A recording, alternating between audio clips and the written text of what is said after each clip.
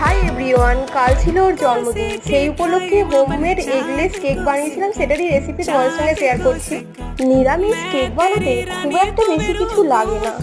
আমি নিয়ে নিয়েছি প্রথমত 4 কাপ ময়দা, তাতে দিয়ে দিয়েছি 2 কাপ চিনি গুঁড়ো করে নিয়ে, তার মধ্যে দিয়েছি 2টো গুঁড়ো দুধ দিয়ে ভালো করে একটু মিক্সড করে নিয়েছি। তারপরে তাতে দিয়ে দিয়েছি বেকিং সোডা 8 চামচে আর বেকিং পাউডার 1 চামচে দিয়ে আরেকটু মিক্সড করে নেওয়ার পর ওতে দিয়ে দিয়েছি ভ্যানিলা এসেন্স 1 চামচের মতন। তার মধ্যে দিয়েছি একটুখানি পরিমাণ নুন।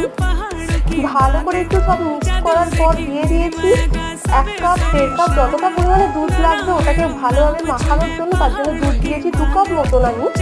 আর তাতে 1 কাপ মতন সাদা তেল দিয়েছি, ভালোভাবে ফেটিয়ে যেতে হবে। তারপরে তাতে আমি আবার একটুখানি উপর থেকে গার্নিশ করে দিয়েছি